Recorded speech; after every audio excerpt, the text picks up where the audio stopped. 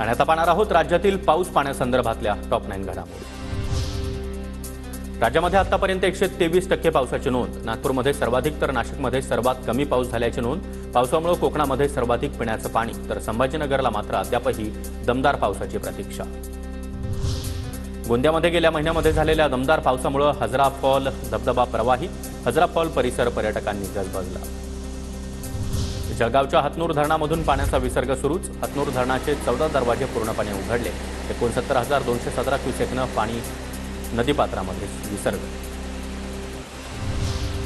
जायकवाडीच्या पाणी पातळीमध्ये वाढ। पाणीसाठा 28.31%वर 7,692 क्युसेकनं पाण्याची आवक सुरू। भोर तालुक्यामध्ये अतिवृष्टीनं 80 हेक्टर शेतीचं नुकसान। भात, नाचणी, वड पिकांचं नुकसान। जुलैपर्यंतच्या शेतजमिनीचे पंचनामे पूर्ण।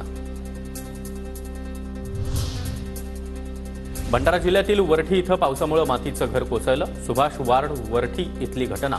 घरामध्ये असताना अचानक घर कोसळल्यानं बाप लेक जखमी।